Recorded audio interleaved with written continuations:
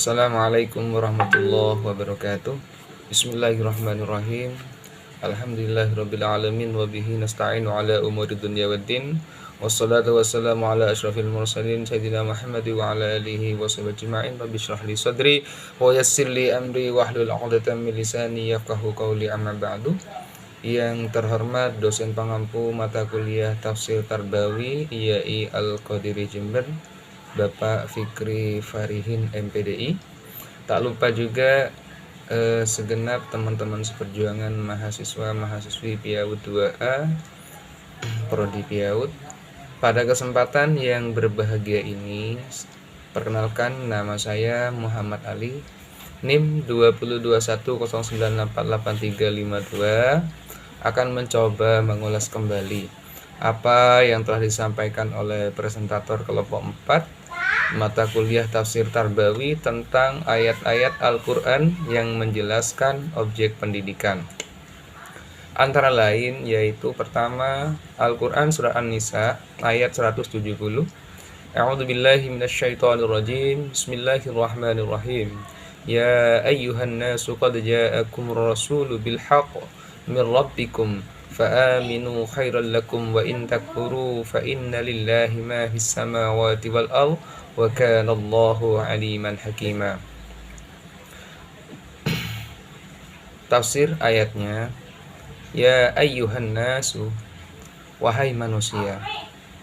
Tafsir dari ayat ini, yang diseru oleh Allah untuk beriman bukan hanya orang Arab, akan tetapi seluruh umat manusia. Nah, dari tafsir ayat ini kita bisa menyimpulkan bahwasanya objek pendidikan ialah manusia. Qad ja'akumur rasulu bil haqqi min rabbikum. Sesungguhnya telah datang Rasul Muhammad itu kepada kalian dengan membawa kebenaran dari Tuhan kalian. Tafsirnya ialah ar-rasul, yaitu seseorang yang diutus Allah terhadap umat manusia.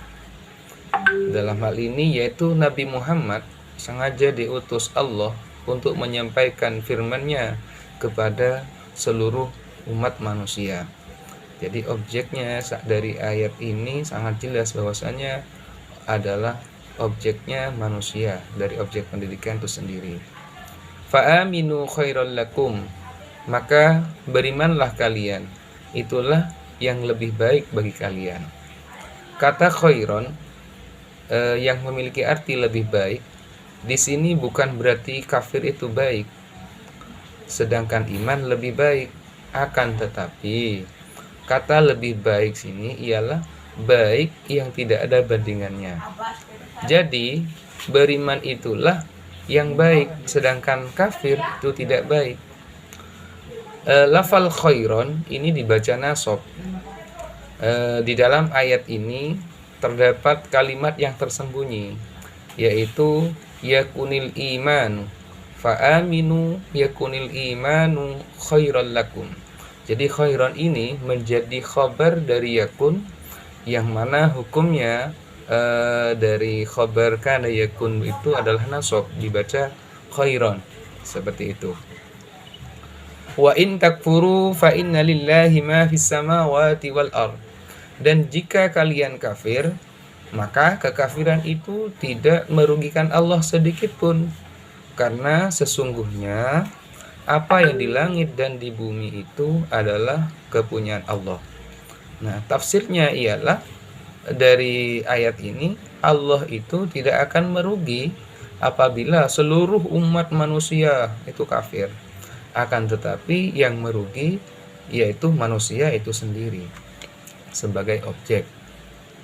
Wa kana Allahu aliman hakima, dan adalah Allah Maha mengetahui lagi Maha bijaksana. Tafsirnya ialah Allah pasti mengetahui siapa di antara manusia yang beriman dan manusia yang kafir. Nah, hakima yang dimaksud bijaksana di sini yaitu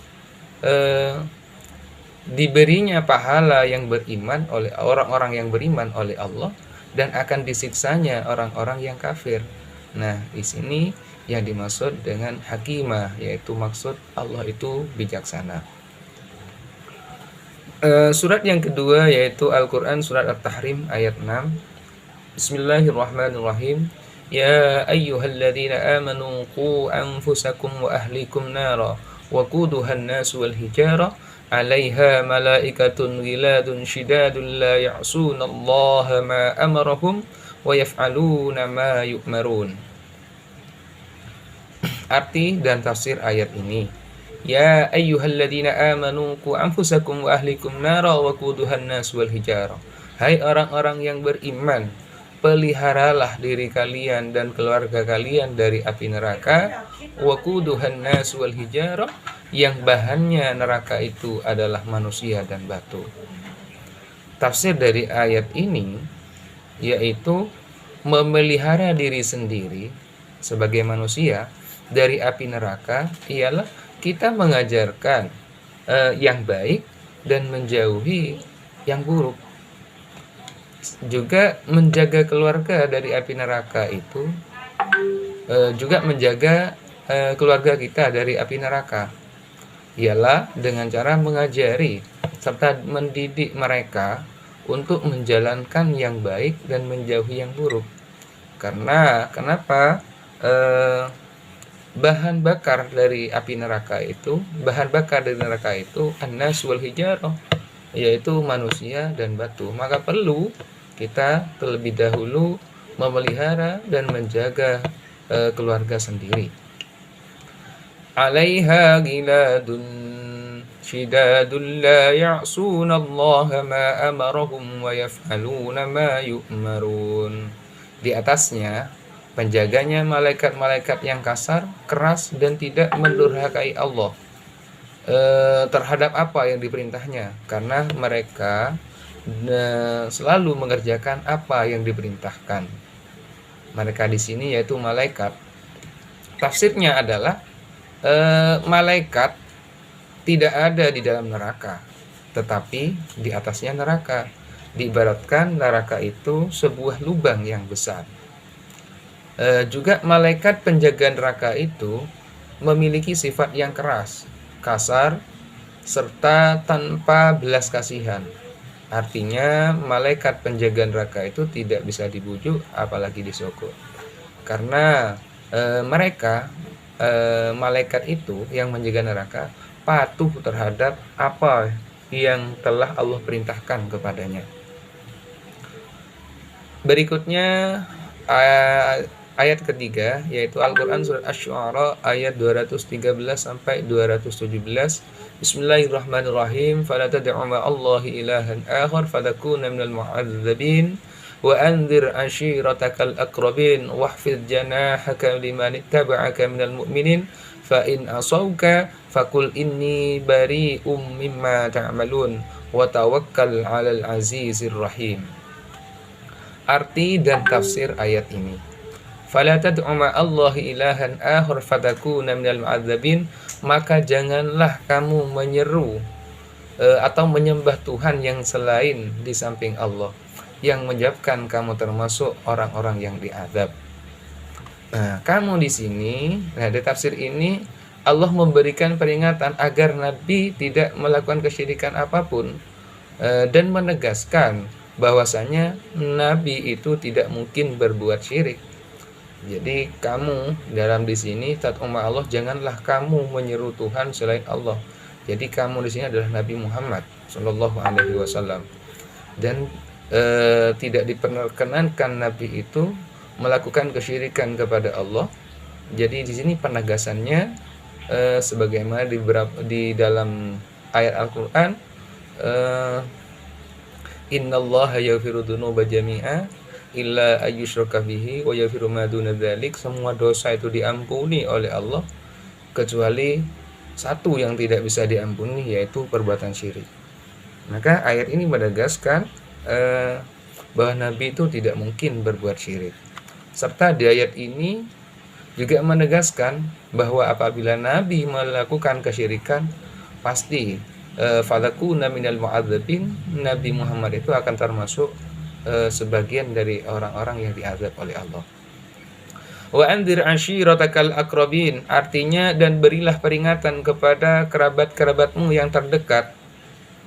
Nah, tafsir dari ayat ini, anzir yaitu indar, anzaru yunziru, indar artinya memberi peringatan, berilah peringatan. Ialah maksudnya Nabi Muhammad itu diminta agar memperingatkan keluarganya terlebih dahulu supaya tidak terjatuh pada kesalahan.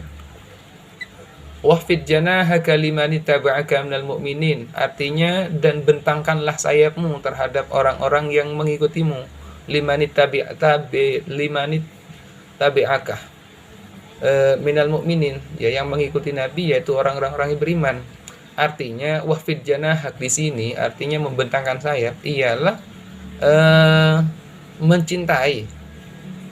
Artinya Nabi mencintai, mengayomi dan melindungi orang-orang beriman, ibaratkan induk ayam yang membentangkan sayapnya untuk mengayomi dan melindungi anak-anaknya. Kurang lebih seperti itu penafsirannya. Berikutnya yaitu fa in asauka faqul inni bari'um mimma ta'malun. Jika mereka menampikmu, maka katakanlah inni bari'um mimma ta'malun, sesungguhnya aku berlepas tangan terhadap apa yang kalian kerjakan. Tafsir ayat ini, kata mereka asauka, jika mereka menampikmu. Nah, mereka di sini adalah keluarga besar Nabi Muhammad, bukan orang mukmin, karena tidak mungkin orang mukmin menampik peringatan dari Nabi. Nah, kata-kata menampik ialah tidak mau beriman atau masuk Islam. Wa tawakkal 'alal azizir rahim, dan bertakwalah kepada Allah yang Maha Perkasa lagi Maha Penyayang.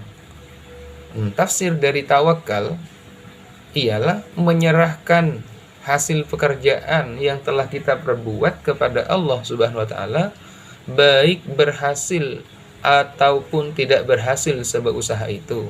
Tentunya setelah kita berusaha semaksimal mungkin, baru kita bertawakal kepada Allah. Ayat yang keempat yaitu surat Nuh ayat 1-4. Bismillahirrahmanirrahim. Inna arsalna Nuhan ila qaumihi an anzir qaumaka min qabli an ya'tiyakum adzabun alim.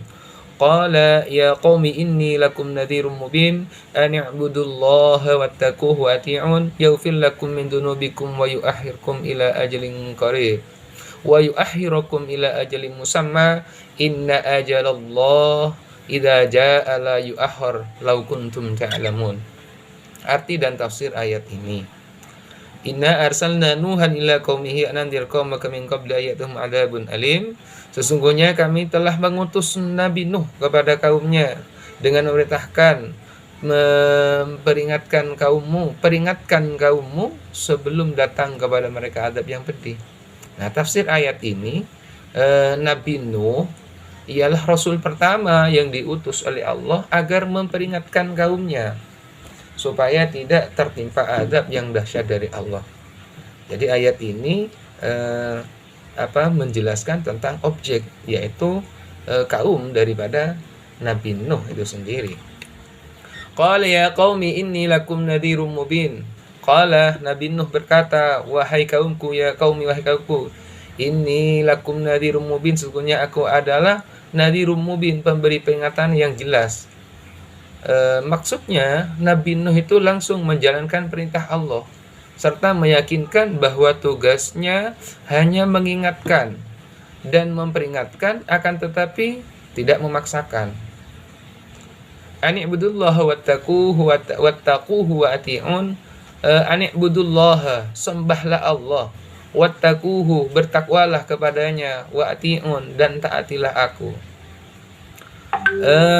Pokok dakwah tafsir ini menjelaskan pokok-pokok dakwah dari Nabi Nuh, yaitu pertama supaya kaumnya itu beribadah kepada Allah. Yang kedua, wattaquhu, kaumnya Nabi Nuh agar bertakwa kepada Allah. Juga wa ati'un artinya menaati nabi atau rasulnya, yaitu Nabi Nuh sendiri. yaghfir lakum min dzunubikum wa yu'akhirakum ila ajalin musamma. Niscaya Allah akan mengampuni sebagian dosa-dosa kalian dan menangguhkan kalian sampai waktu yang telah ditentukan. Nah, dari ayat ini penafsirannya bahwa apabila umat Nabi Nuh yang disuruh menyembah, bertakwa dan menaati Rasulnya tadi, ketika memenuhi permintaan untuk beribadah kepada Allah itu, bertakwa kepada Allah dan menaati Rasulullah, maka mereka akan memperoleh setidaknya terdapat dua, yaitu pertama yaghfir lakum min dzunubikum, yaitu pertama mereka umat Nabi Nuh itu ketika beribadah akan mendapatkan pengampunan dari Allah atas dosa-dosanya. Juga yang kedua wa yu'akhirukum ila ajalin musamma, ketika mau beribadah yang kedua didapat adalah penangguhan usia kaum Nabi Nuh itu. Inna ajalallah idza jaa la yu'akhkhar law kuntum ta'lamun. Sungguh ketetapan Allah bila telah datang tidak dapat ditangguhkan jika kalian mengetahui.